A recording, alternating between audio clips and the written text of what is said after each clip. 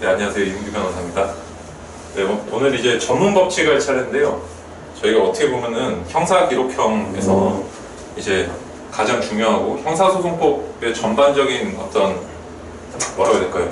그 중요도를 따졌을 때 전문 법칙이 첫 번째고 그 두 번째가 이제 공소장 변경이거든요. 공판 과정에서. 그래서 이제 두 개가 중요한데 오늘 그중에 첫 번째 걸 할 건데 제가 기록을 올려드렸어요. 기록을. 근데 제가 지금 현장에서 들으시는 분들 기록이랑 인터넷 기록을 다른 거로 올려가지고 이게 현장에 제가 깜빡 안 뽑아서 다른 기록으로 보고 있는데 여러분들도 어차피 이게 페이지는 좀 다르지만 내용은 똑같거든요. 인터넷 들으시는 분들도 이걸 좀 헷갈리지 마시고 하나씩 찾아가지고 제가 페이지 수로 얘기를 하는 게 아니라 일회 공판 조서라든지 이런 식으로 얘기를 할 테니까 여러분들이 잘 따라와 주세요. 일단 이제 전문 법칙이 뭔지 일단 말씀을 드릴게요. 저희가 지난 시간까지 형사증거법 했거든요. 흐름은 다 기억하고 계시죠? 그러니까 지금 처음에 피의자가 변호인을 만나가지고 변호인이 변호활동을 잘해가지고 저 불기소 처분이 나온 경우, 그럼 불기소 처분에 대해서는 고소인이라는 상대방이 화가 나니까 재정 신청을 할 수 있었다는 그런 것들. 그다음 고발인 같은 경우는 형법 123조에서 126조까지 범죄에 해당하는 고발인만이 재정 신청을 할 수 있었다. 그다음 공소제기가 될 때는 구약식이랑 구공판 두 개가 있다고 그랬죠. 구약식 같은 경우는 돈으로 해결하는 경우, 그래서 벌금이라든지 과료라든지 몰수 이런 걸로 해결하는 게 구약식이었고, 그다음 구약식에서는 중요한 것 중에 하나가 정식 재판으로 회부를 할 수가 있었다는 거고, 그다음에 그 공소장 일본주의, 형사소송 규칙 118조 2항, 실무상 이거는 증거 분리 제출 원칙이라고 하거든요. 이게 적용되지 않는다는 거. 한 번에 다 줬기 때문에 법원이 그걸 갖고 있는 상태에서 정식 재판으로 넘어간다고 하더라도 이건 형사소송법 규칙, 형사소송 규칙 118조 2항을 위반하는 것은 아니다. 이런 이제 중요한 문제가 있다고 했었죠.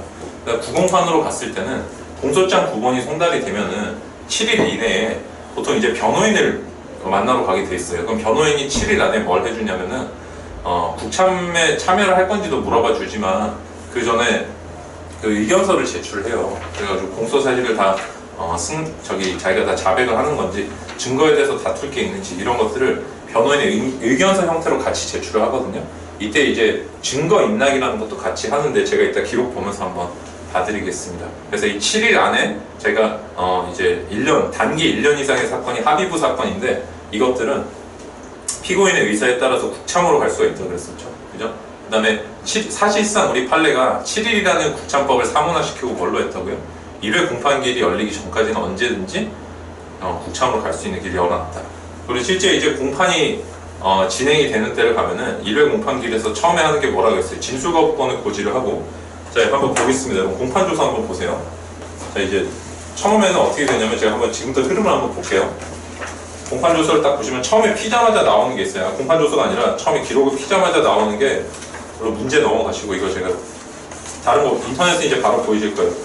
서울중앙지방법원 형사 1심 소송 기록이라 그래서 물론 이제 다른 이름이 있을 수 있겠지만 사건명이랑 검사, 피고인, 공소제기, 변호인 이런 게 나오죠. 이거는 법원에서 만든 기록이에요. 법원에서 만든 기록. 법원에서 만든 기록이기 때문에 이게 껍질이고, 그 다음에 주심이 나라고 돼 있는 이런 거는 실무적인 건데 아실 필요는 없는데, 가나다 순으로 돼 있는데 높은 순서가 재판장 우배석, 좌배석 순이거든요. 기수가 낮은 순서로 밑으로 내려가는데 나라는 거는 우배석이 주심이라는 뜻이에요. 그래서 이런 것도 이제 그냥 알아두시면 되고, 그다음 형제라고 해서 밑에 번호가 나오는데 이거는 검찰청 내부에서 쓰는 사건 분류 번호예요. 그래서 법원에서는 쓰지 않고 여러분들이 시험 치는 한도에서는 이거 아실 필요는 없어요. 그다음 왼쪽에 보시면은 기일이 적혀 있어요.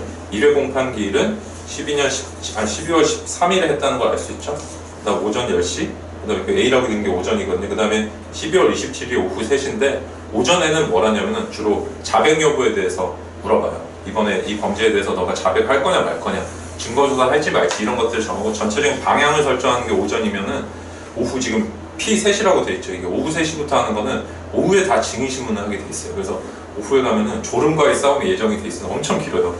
변호인의 어떤 역량을 다 보일 수 있는, 변호인이 사실상 변호하는 거는 2번 자기가 변론한다고 생각하시면 돼요.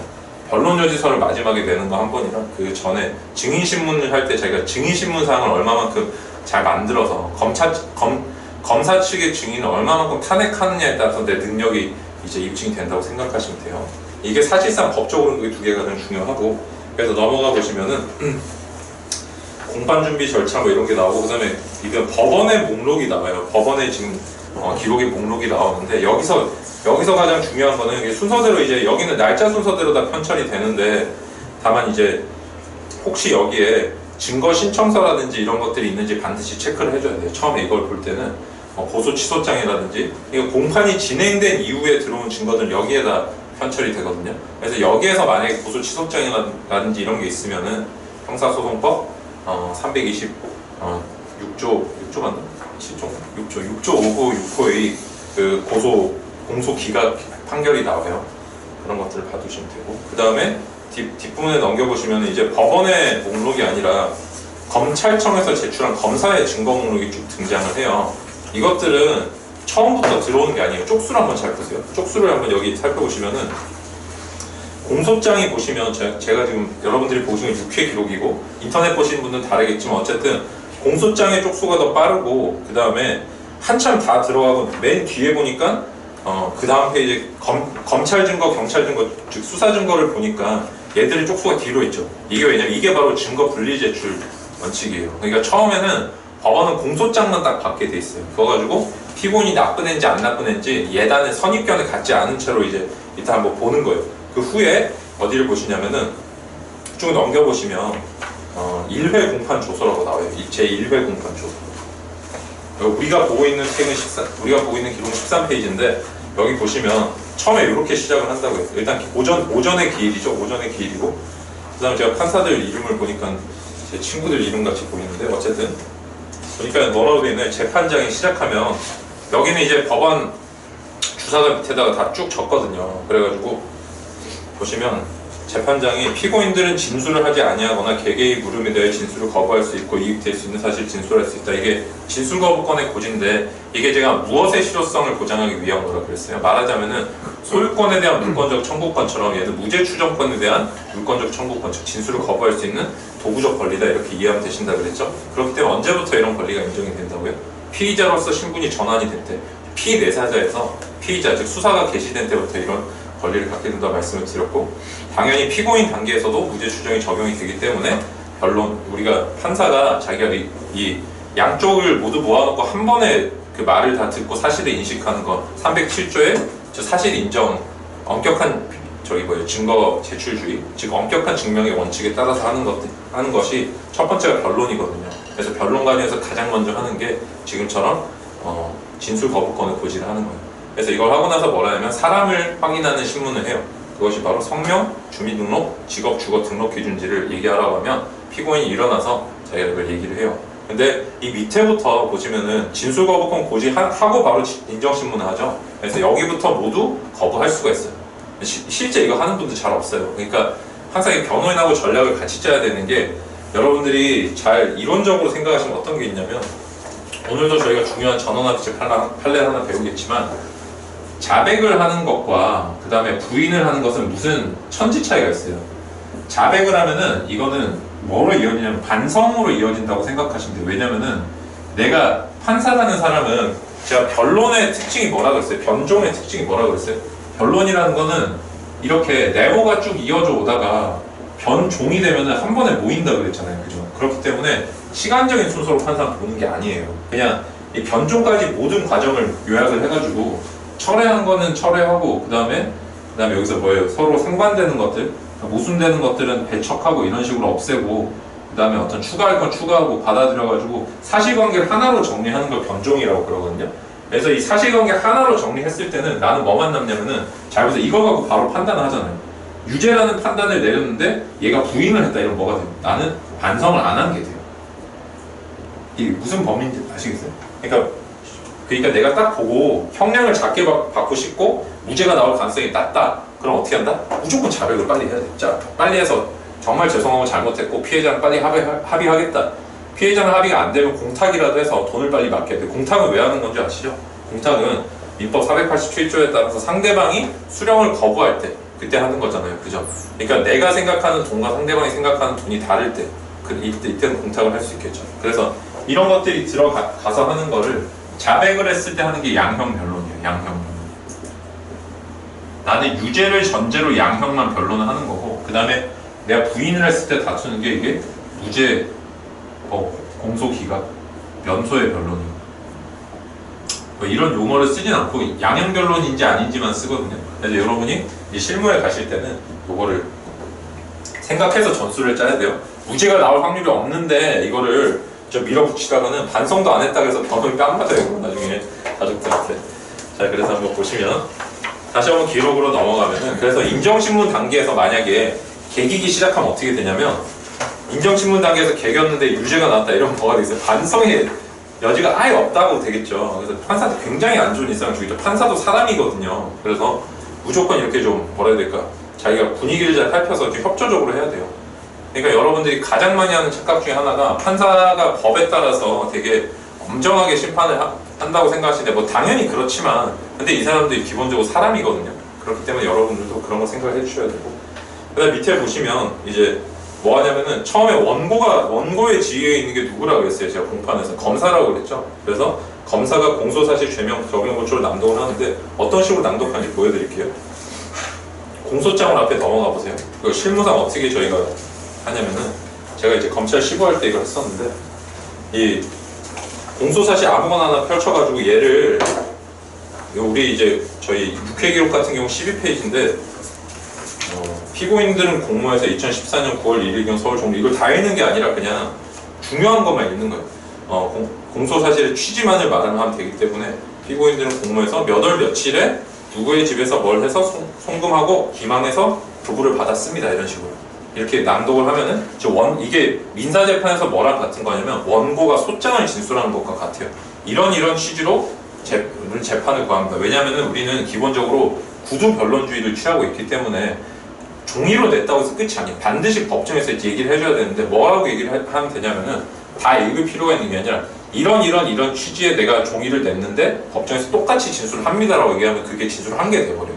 아시겠죠? 조금 형식적이지만 이거 알아두셔야 돼요. 종이를 내고 반드시 말을 해야 된다. 그 다음에 이제 피고인 김갑동의 변호인 변호사 김변호 그 다음에 변호사 이변호 이렇게 쭉 나오잖아요. 근데 보시면 잠시만요. 제가 2회 공판 조사 넘겼구나. 이상하더라. 다시 1회를 잘 보시면 피고인이 바로 이제 얘기를 해요. 공소사실에 대해서 뭐라고 얘기하나요? 민사랑 똑같아요. 민사도 상대방한테 다투는 사실과 다투지 않는 사실, 자백사실과 자백하지 않는 사실 물어보거든요. 그럼 지금처럼 피고인 김갑동은 공소사실 1항은 편취 범위가 없다라고 하는 데 있죠. 뭐 한다는 뜻이죠. 부인한다는 뜻이고 그 다음 뭘 작성한 바도 없다 이렇게도 부인한 거고 도주의사 없고 나머지는 인정한다 이렇게 하면은 이제 여기가 이제 자백 진술. 여기서 만약에 전체를 다 자백을 하면 어떻게 되냐면 실무상 많지는 않지만 간이공판 절차로 가요. 간이공판 절차 공부하셨죠? 기억나시죠? 그래서 간이공판 절차의 가장 큰 특색이 두 개가 뭐라 그랬어요? 첫째는 전문 법칙이 적용되지 않고 증인신문의 순서가 자유롭다. 그 다음 증거 채택하는 데 있어서 그 많은 절차들이 조금씩 다른 부분이 있다고 그랬는데 가장 큰 건 두 개라고 그랬죠? 그래서 시험에는 총 3개 정도 나와요. 방금 말씀드렸던 것과 증거에 대한 이의 같은 거를 받지 않는다는 것 특히 그 정도를 기억을 해두시면 되고 그 다음에 이렇게 해서 밑에 보시면은 재판장이 증거조사를 하겠다고 고지라고 돼 있거든요. 이게 무슨 뜻이냐면은 뭐에 대해서 증거조사를 한다는 말일까? 이게 두 가지 의미가 있어요. 잘 보시면 이제 여러분 대강은 아시기 때문에 제가 말씀을 드리면 이 자백한 사실에 대해서는 보강 증거만을 보는 거고 그렇죠? 이게 자백 배제 우리가 자백의 보강 법칙에 따라서 자백이 있으면은 이 보강 증거만 있으면 되거든요. 얘는 하나만 있어도 되고 결론만 말씀드리면 뭐만 있어도 되냐면 공범자의 자백만 있어도 상관없어요. 그렇기 때문에 요거 하나만 있지. 그래서 여기서는 법정에서 공범인 공피가 자백을 하더라도 이것도 보강 증거가 돼서 바로 유죄가 나와요. 그래서 피고인 2명이 자백하면 서로한테 유죄 나오고 나머지 증거 하나도 필요 없어요. 그 사람들 말이 믿을만 하다면. 아시겠죠? 이게 이제 결론부터 말씀드리는 게 가장 중요한 거예요. 그래서 사실 우리가 나중에 기록을 하다 보면 메모를 하다 보면은 이 자백의 보강 법칙도 되게 중요한데 여러분들이 지금 결론적으로 먼저 알아두셔야 될 거는 피고인 2명이 공범인데 서로 자백하면 뭐가 된다? 서로에게 증거가 돼서 다 유죄가 나온다는 거. 그 다음 심지어는 한 명이 부인해도 유죄가 나와요. 한 명이 부인해도 유죄가 나오는 수가 있어요. 그게 유일한 증거, 자백은 아니지만 어쨌든 유일한 증거가 돼서. 그 다음에 부인하는 데 대해서는 이게 이제 진짜 증거 조사를 해야 되는 거죠. 그래서 여기서는 이제 인증하고 물증 같은 것들을 좀 조사를 하는 거예요. 그래서 이제 이 부분이 주로 검사가 이제 증거 집중을 하는 부분이거든요. 증거 신청하는 부분인데, 물론 위에 부분도 이제 보강 증거 신청이니까 당연히 적용이 되겠지만 우리가 좀 더 초점을 맞추는 건 이거예요. 위에 건 어차피 유죄로 우리가 인정했으니까 별 문제가 없죠. 그래서 증거 신청을 검사가 하는데 뭘 하냐면은, 자 이제 잘 보세요. 검사는 지금 여기서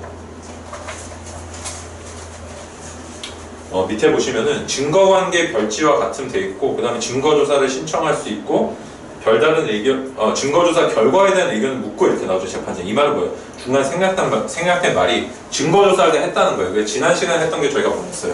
서증 같은 경우는 낭독하고 제시도 한다고 그랬죠, 요새. 그죠? 그다음 물증 같은 경우는 보여주기만 하면 돼요. 이런 것들을 모두 하고 나서 뭘 한다?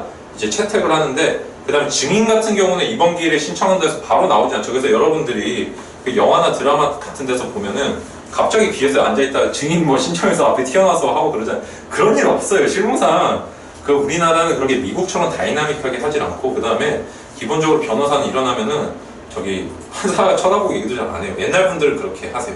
그 다음에 법정에 들어갈 때 항상 목례하고 나올 때도 목례하고. 여러분들 제가 기본 하나 말씀드리면, 요즘 분들이 판사한테 욕을 굉장히 많이 먹는 게, 법정에는 무조건 양복하고 타이하고 들어가셔야 돼요. 아시겠죠? 그 다음에 법정에 들어갈 때 항상 목례하고 들어가셔야 돼요. 목례하고 들어가시고 나올 때도 목례하고 나오고.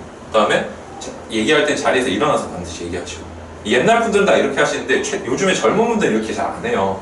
근데 다 어떻게 되겠어요? 우리가 다 안 좋은 인상을 작용하겠죠. 판사 사람인데 쟤는 변호사 좀 싸가지가 없더라 이렇게 되면은 그렇겠죠. 그래서 이런 게 약간 이제 변호사 하면서 좀 팁이고, 저도 아버지한테 배운 거예요. 그러니까 아버지랑 같이 법정에 가보면은 제 동기 판사도 있고 그래요. 막 그래도 다 인사하시고 막 그래요.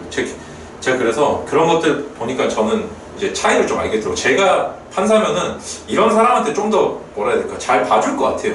그냥 막 앉아서 얘기하고 막 법정에, 심지어 법정에 제 추리닝 입고 온 변호사가 창원에서 한 번 있어가지고 큰 난리가 났었거든요. 너무 정신머리가 없는 거죠. 그거는 여러분들이 뭐 비권위적이고 자유민주주의고 다 좋은데, 그래도 이게 지킬 건 지켜야 돼요. 이게 지킬 건 지켜야 되고, 그 중에 하나 절대로 변호사가 어겨서는 안 되는 거는 법정에 반드시 정장을 하고 가야 된다는 거, 목례를 할 거, 이걸 말씀을 드리고 싶다. 그래서 하여튼 이런 것들을 이제 하는데, 증거조사 결과에 대한 의견 묻기 사이에 다 없어졌지만, 검사가 증거를 제출할 때 어떻게 하냐면은 내용을 잘 보세요. 이게 여전히 이게 지켜지고 있는 거예요.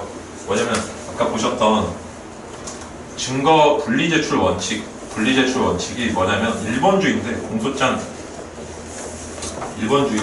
이 공소장 1번주의가 지켜지고 있는 게, 판사는 지금 뭐만 들고 있냐면 공소장만 계속 들고 있는 거예요. 그래서 나는 증거를 보면 안 돼요. 그러니까 이 판사한테 증거가 들어오려면 뭐가 되냐면 증거 조사가 돼서 채택 결정이 돼야 돼요. 채택 결정이. 그래서 이 채택 결정이 된 후로만 판사가 증거를 볼 수 있고, 그래서 뭘 하냐면은 검사가 이런 증거를 신청한다고 그 목록을 줘요. 목록이라는 걸 주면은 변호인이, 자 이제 잘 보세요. 이제부터 중요해요, 여러분. 이제부터가 전문 법칙 부분이에요. 자, 앞에 한번 넘겨보시면은 우리 앞에 다시 증거 목록 쪽으로 앞으로 넘어가 보세요. 아까 공판 목록 바로 뒤에 보시면 증거 목록이라고 해서 제가, 우리 오늘 6회 기록은 7페이지거든요. 한번 보시면 돼요. 여기 보시면 검사가 신청한 증거가 쭉 나오잖아요. 여기 대해서 이게 검사가 제출한 거예요. 검사가 원고니까 거증 책임을 지고 제출하겠죠. 여기 대해서 나는 뭐라고 의견을 제출하냐면은 증거 의견이라고 중간에서 살짝 오른쪽에 보시면 있죠. 동그라미 X 나오죠. 이게 변호사가 하는 거예요. 이게 물론 이제 미리 우리는 열람 등사를 해가지고, 그 변호사 사무실마다 여자 직원분이 한 분 계세요. 젊은 여자 직원분이 저기 법원에 가가지고 기록을 다 복사를 해오거든요.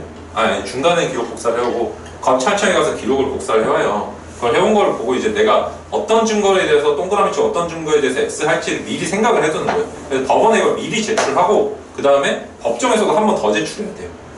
이건 이제 법원마다 조금 다르지만, 그래서 이 증거의견에 대해서 보시면 왼쪽에 보시면 작성 사경이라고 돼 있죠. 그 다음에 쭉 내려가 보시면은 검사라고 돼 있는 부분이 나와요. 그래서 검사랑 사경은 오늘 배우겠지만 증거능력 인정 기준이 완전히 다르기 때문에, 우리가 일단은 이 목록을 보자마자 해야 되는 게, 가장 굵은 펜으로 검사랑 사경이 지금 하지 마시고 여러분 거는 거기다 일단 선을 그어놔야 돼요. 어떤 게 사경이 제출한 거고, 어떤 게 사경이 만든 증거고, 어떤 게 검사가 만든 증거예요. 왜냐면은 여러분이 이제 내용 대충 알고 계시겠지만, 내용 부인 때문에 사경이 만든 것들은, 특히 피의자 신문 조서는 실무상 거의 다 날라가요. 자백하는 게 아니면. 그렇기 때문에 이렇게 명백하게 나눠두는 게 필요하고, 그 다음에 동그라미 X 부분을 제가 한번 보면은 지금은 동그라미가 하나밖에 없지만 저 밑에 보시면은 당구장 표시로 증거 의견 표시라고 되어 있죠.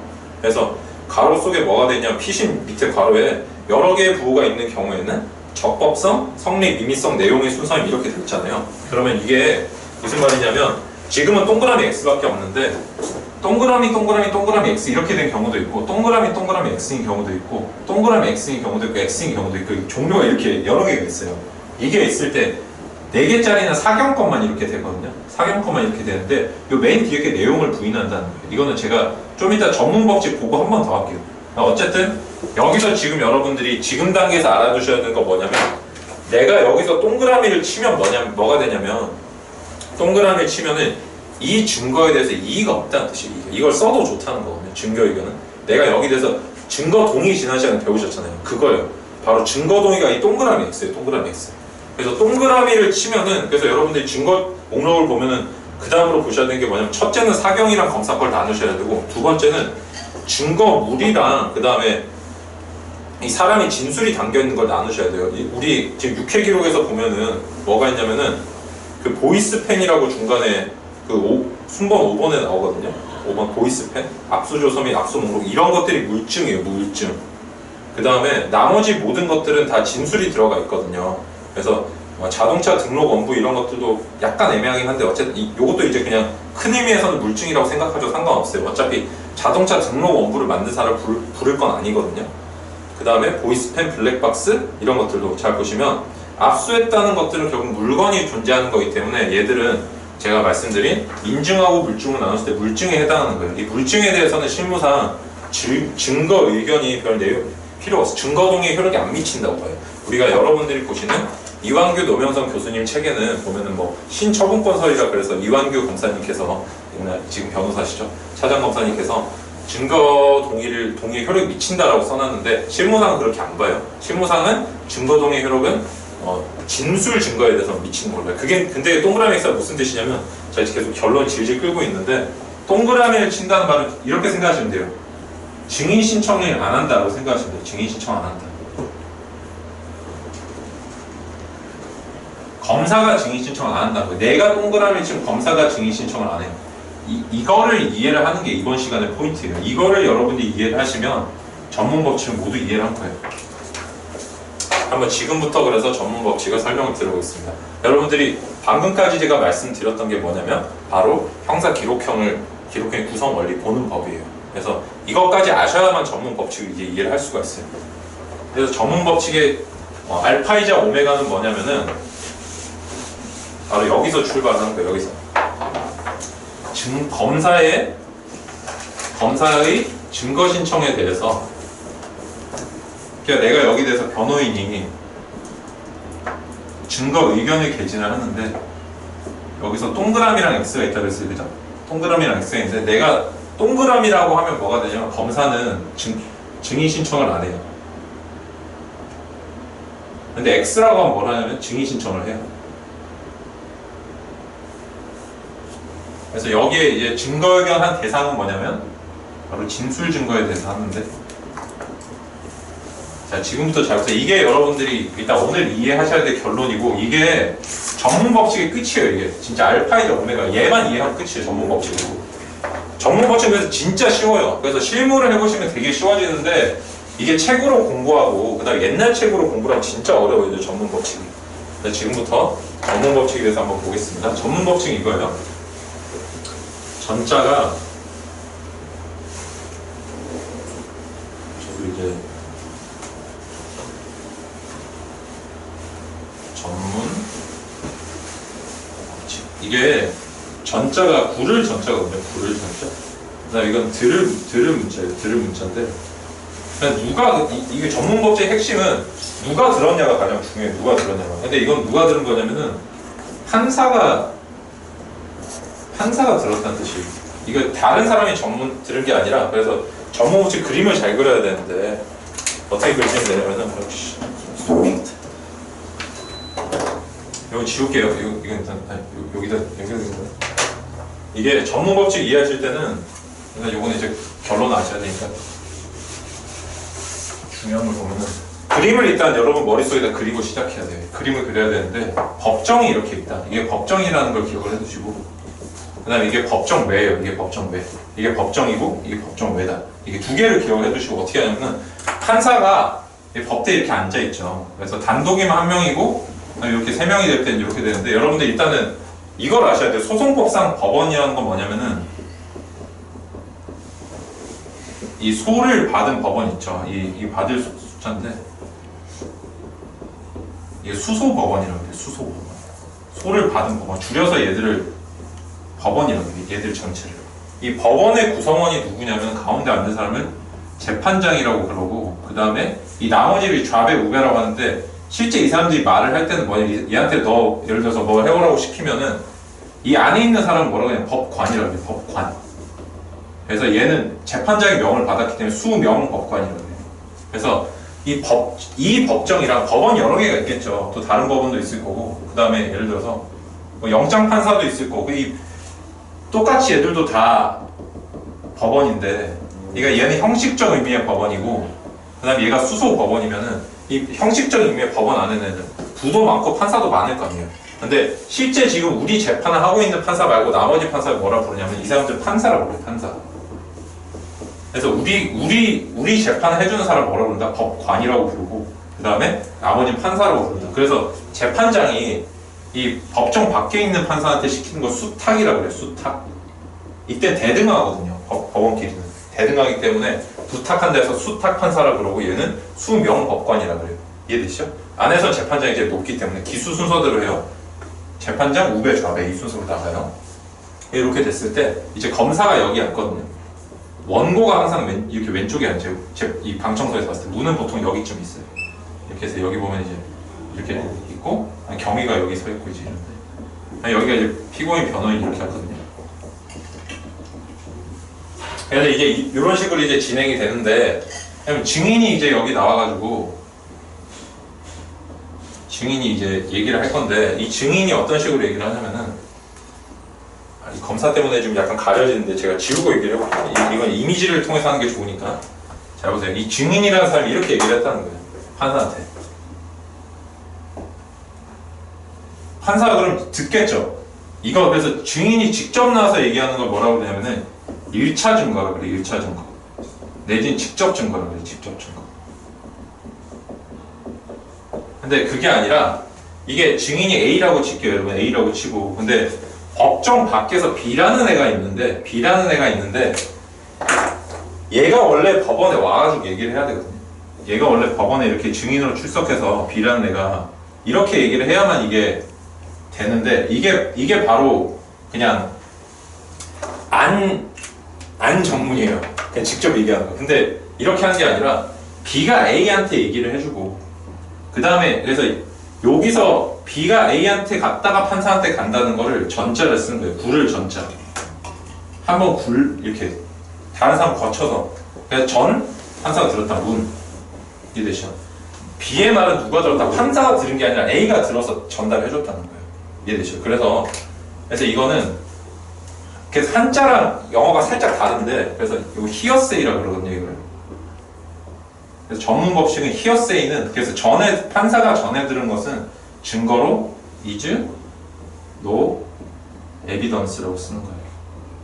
그래서 전문 법칙은 무슨 뜻일까요?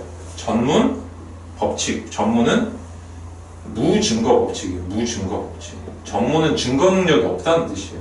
이게 전문 법칙이에요. 전해 들은 것은 증거 능력을 갖지 않는다. 그러면 어떻게 하면 될까요, 여러분? 전문 법칙의 예외라고 하는 것도 사실 예외가 아니에요.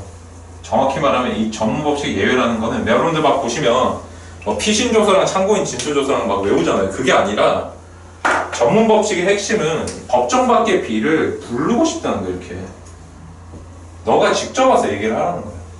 너가 직접 와가지고 내 앞에서 얘기를 해보라는 거예요. 이게 전문 법칙 예외예요. 예외. 그래서 전문 법칙의 핵심은 뭐냐면은 보시면 이 법정 밖에 있는 애가 원 진술자거든요. 그래서 이 원래 진술자가 요 사람 매개체라고 해볼게요. 매개체.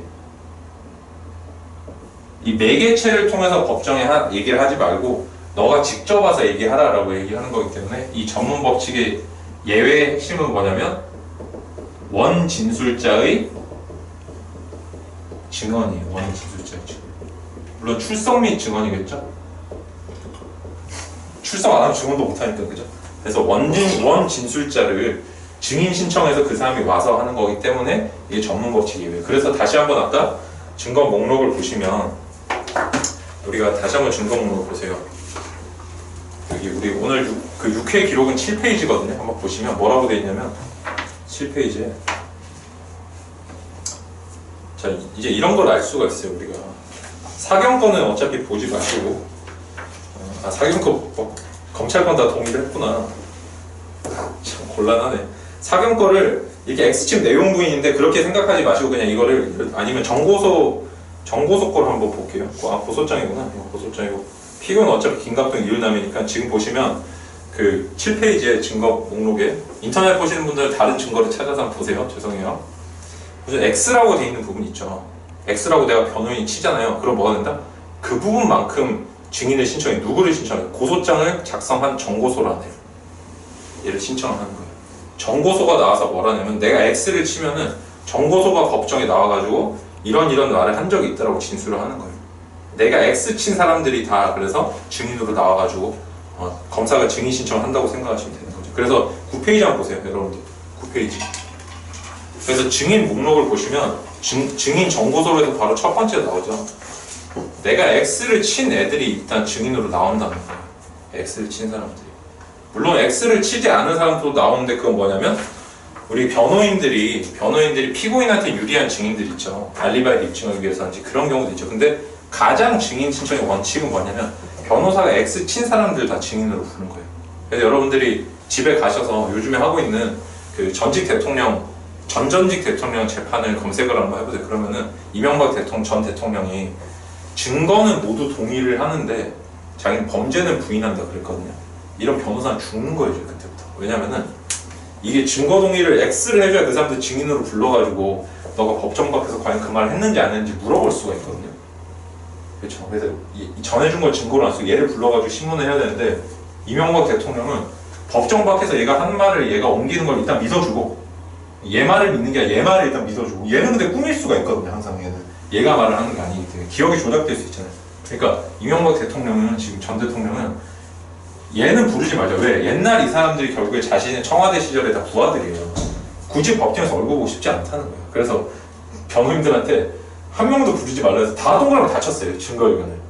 이렇게 해서 증인이 한 명도 안 나오는 거예요. 이제 안 나오는데 뭐를 한다? 다시 나는 결백하다. 변호인 죽어요. 그럼 이제 나머지 모두 법리공방밖에 안 되거든요. 사실은 지금 확정이 돼버리는 상황이 돼요. 증인이 말을 하는 대로 다 될 거니까. 아니면은 아까 말씀드렸다시피 제가 2번 변론한다고 했죠. 변호인은 크게. 그래서 증인신문할 때 탄핵을 엄청나게 해야 돼요. 그 말에 대해서. 아니 증인신문이 아니라 증인신문이 이제 날라왔으니까 변호인 의견서 있죠. 마지막 최종적으로 내는 변호인 의견서를 변론 요지서라고 그러는데 거기다가 모든 걸 다 써야 돼. 진짜 모든 법리적인 공방을 다 써야 돼요. 사실관계는 이렇다는 거 확정이 됐고 법리적으로 봤을 때 왜 죄가 안 되는지 죽어요. 이러면 진짜 아시겠죠? 그래서 지금 이명박 대통령 재판이 변호인들이 힘들다고 얘기를 하는 거예요. 아시겠죠? 그래서 여기다 동그라미 치면 뭐가 된다? 증인 신청하지 않는다. 이걸 기억을 해도 돼. X 친 사람만 증인으로 부르는 거예요.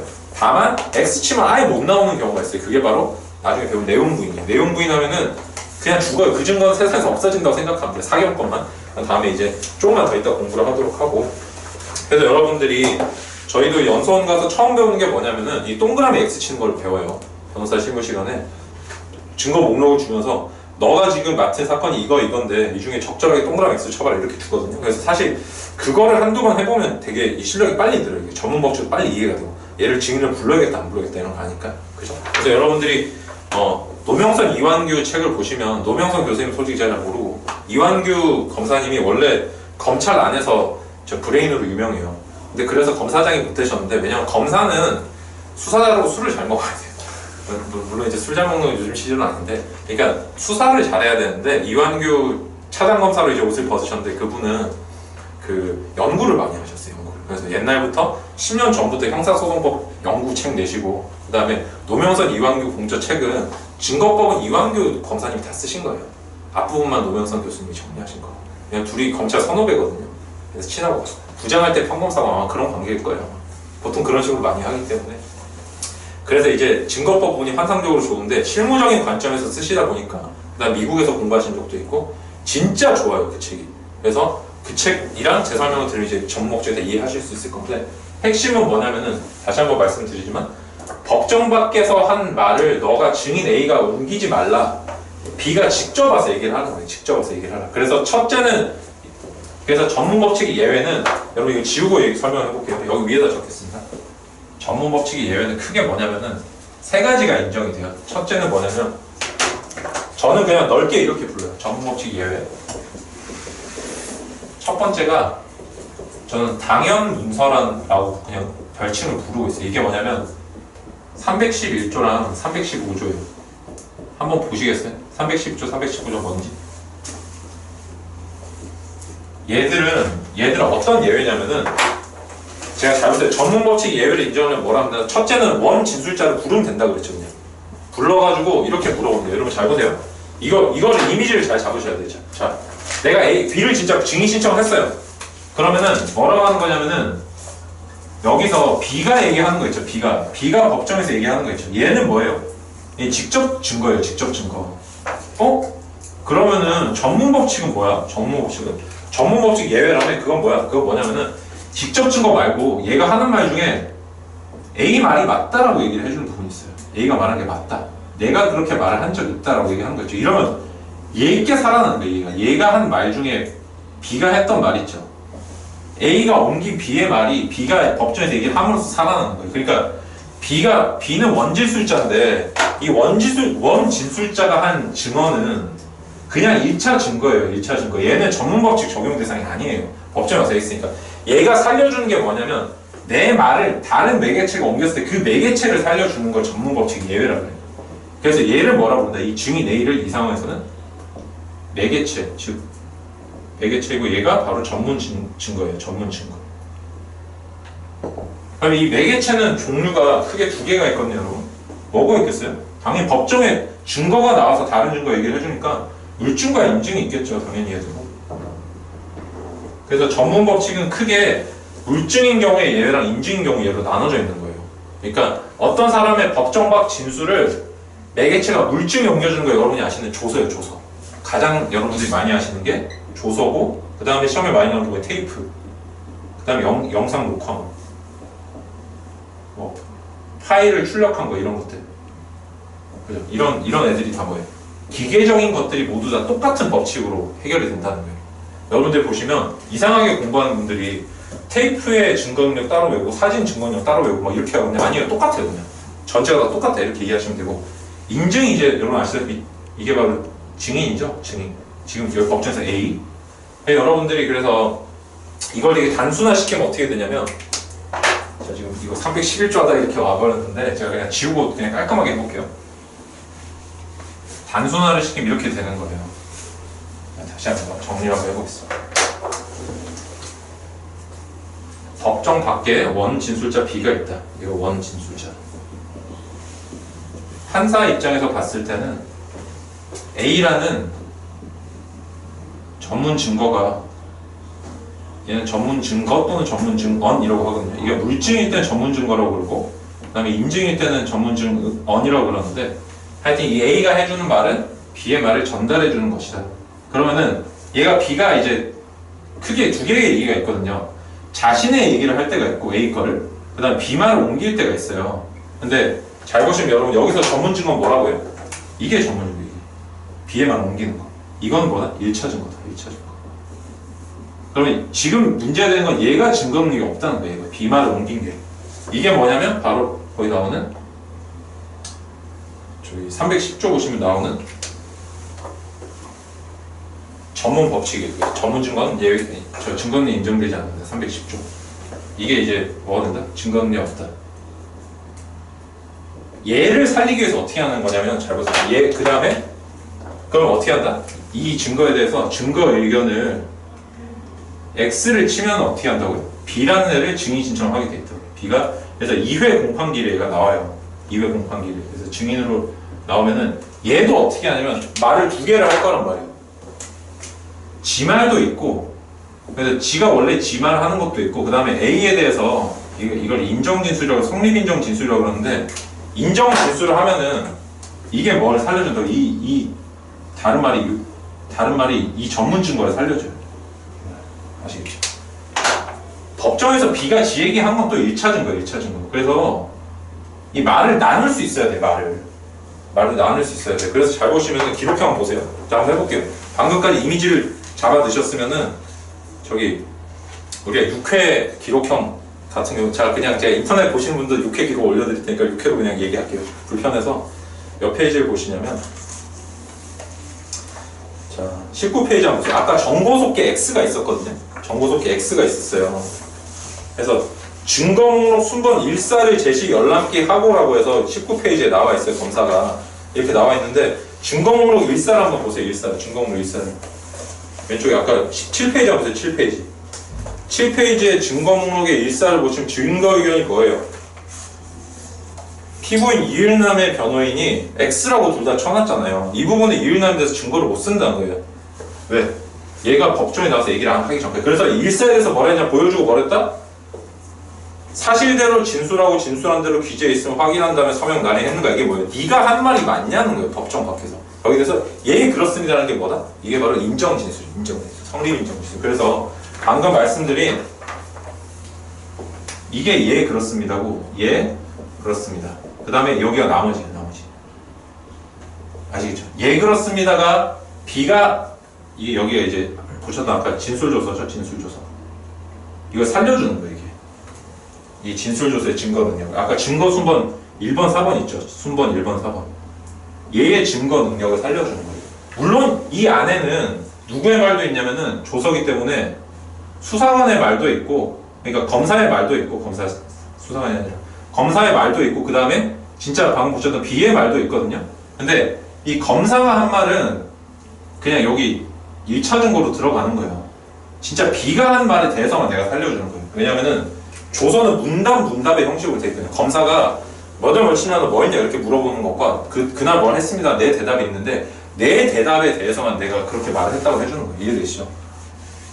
이게 나눌 수 있어야 돼. 항상 이렇게 가분성 있게 해야 돼, 문서는. 그래서 여기 이제 내 말과, 그러니까 직접 증거가 되는 것과 남의 전문 증거를 살려주는 거 두 개를 나눌 수 있어야 되고. 그래서 이게 법정에 이렇게 부르는 건데, 그냥 전문법칙의 가장 기본은 원 진술자를 불러서 전문 증거를 살리는 거예요. 이렇게 B를 불러가지고 A라는 증거를 살린다. A의 증거 정확히 일부분을 살리는 거죠. 그죠? 그래서 A라는 증거가 있으면 이 중에 이만큼이 B의 전문이면은 얘 거를 살리는 거예요. 나머지 A 거는 나랑 관련이 없어요. 얘만 살리는 거예요. 얘만. 이게 중요해요. 이 부분이 전문법칙 예외로 살아나는 부분이고, 그래서 이렇게 원래는 불러야 되는데 부를 필요가 없는 문서들이 있어요. 원 진술자 안 불러도 되는 게 311조예요. 먼저 311조 보세요. 311조를 보면 뭐라고 되어 있냐면은 법원 앞에서 이 사람이 얘기를 한 것들이 쭉 적혀 있단 말이에요. 법원 앞에서. 법관 앞에서 얘기한 것들은 된다. 근데 잘 보시면은 우리가 약간 여기서 모순이 생기는 게, 우리가 지금까지 생각했던 것과 약간 다른 게, 법관 앞에서 변론기나 변론 준비기일에서 얘기한 거는 바로 증거로 쓸 수 있다고 돼 있거든요. 311조가. 근데 법관 앞에서 내가 얘기한 거는 지금 아까 뭐라고 했어요? 1차 증거고 전문 증거 아니라고 그랬잖아요. 여기서 말하는 법관 앞 변론 기일은 뭔 얘기를 하는 거예요? 그거는 바로 이 법정은 맞는데 이 법정 안에서 일어난 일은 맞지만 다른 판사일 때, 이 판사 이름이 X예요. 근데 이거 말고 이 사람이 옛날에 Y였는데 이게 지금 재판부가 바뀌면서 뭐 인사가 났을 수도 있고, 그죠? 아니면 이 사람이 병에 걸렸을 수도 있고 못 나올 수 있잖아요. 이런 식으로 경직이라고 그러거든요. 경직.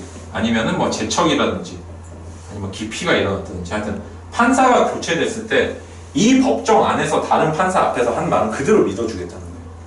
이거는 원 진술자를 부르지 않아도 된다. 어차피 네가 나와서 얘기하고 있으니까, 그죠? 원 진술자는 내거든요. 그래서 이 법정 안에서 일어난 일들은 뭐냐면은 그게 바로 311조예요. 이 법정 안에 다른 판사.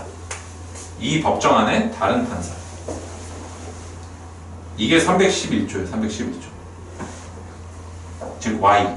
이 사건에서 Y. 지금 X가 재판하고 있는데 옛날 Y가 재판하던 당시의 변론 조서를 내가 그대로 쓰겠다는 거예요. 그 다음에 이 법정 말고 다른 법정 있죠. 다른 법정이나 다른 판사. 이게 315조 3원. 기타 신용할 만한 정황이 다른 법정에서 있었던 일들. 이 법정 밖을 벗어났는데 판사가 작성한 거는 다 315조 3호예요. 그래서 여러분 잘 보시면은 311조에는 또 뭐 더 있냐면은 밑에 두 개 더 있어요. 조문 한번 보시면 311조 밑에 보시면은 184조라는 말도 나오고 그 다음에 220 몇 조지? 제가 정확하게 좀 기억이 안 나서 221조인가요? 221조인가요? 그 두 개가 뭐냐면은 다 증거보전이란 나중에 수사 때 하겠지만 증거보전 절차랑 그 다음에 그 공판전 증인신문 제도라고 그래가지고 예를 들어서 유력한 증인이 외국에 떠난다든지 이럴 때 미리 붙잡아가지고 증인신문 미리 할 수가 있거든요. 이 경우가 들어가요. 이 경우가. 그래서 여러분들이 이 311조의 첫 번째 포인트는 뭐냐면은 이 법정 안에서 다른 판사 앞에서 하는 말도 있고 그 다음에 이 법정 밖에서 얘기했을 때 있죠. 이 법정 밖에서 얘기했을 때도 다 315조가 아니라 일정 부분은 두 개는 311조가 된다는 걸 아셔야 돼요. 311조. 그게 221조의 2랑 184조인데 그 다음에 이 나머지 부분이 뭐다? 나머지 판사 앞에서 한 게 315조 3호예요. 이렇게 나눌 줄 아셔야 돼요. 나머지가 315조 3호 이렇게. 그래서 221조의 2가 뭐냐면 공판전 증인신문 제도. 나중에 수사 때 배울 거예요. 공판전 증인신문 제도라는 거고 184조가 증거보전이에요. 증거보전. 그래서 이 재판에 이 재판에 쓸 것들 미리 했을 때. 그래서 크게 그냥 이미지화 시켜보시면 이 재판하고 연관성이 있는 애들이 다 311조로 들어오고 그 다음에 이 재판에 관련된 건 아니었지만 어쨌든 다른 판사들이 한 게 315조 3호예요. 기타 신용할 만한 정황이 있을 때 작성된 문서들. 아시겠죠? 이게 뭐냐면 방금까지 한 게 저는 넓은 의미로 당연 문서라 부르고 있어요. 그냥 제 이 이미지상으로는. 그러니까 원 진술자를 부를 필요가 없다는 거예요. 이게. 그래서 이게 첫 번째 예외가 뭐냐면 원 진술자의 출석과 관련 없는 전문법칙 예외 규정이에요. 그래서 크게 보면 뭐예요? 이거는 법관 앞 진술이죠. 법관 앞에서 한 진술을 믿을 만하다. 꼭 나라는 사람 앞에서 한 거는 1차 증거지만 내가 아니라도 다른 법관이나 판사 앞에서 얘기하면 뭐가 된다? 그거는 311조나 315조 3호에 따라서 예외를 인정해 주겠다는 거. 이해되시죠? 이렇게 크게 보시면 되고 그 다음 요거 두 개만 더 보시겠습니다. 두 번째 예외가 바로 원진술자의 출석이에요. 원진술자 출석. 원진술자 출석. 그 다음 원진술자가 출석 못하는 경우도 있겠죠. 죽었으면 어떻게 해? 그 말한 사람이. 피고인 이외 사람이 죽었으면 어떻게 돼? 그래서 출석 불능. 그래서 전문법칙의 예외는 이렇게 세 개로 나눠져 있어요. 근데 가장 중심이 되는 건 뭐예요? 지금 모든 것의 핵심은 바로 이거예요. 원 진술자를 원래 출석을 시켜야 되는데 이거는 출석을 안 해도 되는 불효한 케이스고 얘는 출석이 불능한 케이스예요. 이해되시죠? 그래서 하나로 그냥 합치면 뭐가 된다? 전문법칙 얘는 원 진술자를 불러다가 너 진짜 법정 밖에서 그렇게 얘기를 했냐? 라는 게 바로 전문법칙 예외 인정 요건이 아시겠죠? 이게 가장 중요합니다. 그럼 여기서 10분 정도 쉬었다가 지금까지 한 것들 한번 정리를 해보세요. 이게 가장 큰 흐름이 중요해요. 전문법칙은 처음부터 막 요건 파고 막 외우고 이렇게 하면 저도 요건 다 못 외워요. 사실 법정 봐야 하고 솔직히 말하면 10년 동안 지금 저도 실무도 하고 많이 하다 보니까 외우지만 저는 옛날에 공부할 때 안 외웠어요. 이걸 법정 피면 다 나오기 때문에 그런 거를 그따위 걸 외우는 게 중요한 게 아니라 지금은 이런 전체적인 흐름을 아는 게 중요해요. 흐름을 누구를 부르면 뭐가 살아나고 걔를 왜 부르면 되고 그 다음에 걔가 못 나오면 어떻게 되는지 걔를 부를 필요가 없는 경우가 언제인지 이런 전체적인 걸 만들어 놓고 그 안에서 세분화를 해 나가야 돼요. 아시겠죠? 이렇게 해주시면 되겠습니다. 쉬었다 하겠습니다.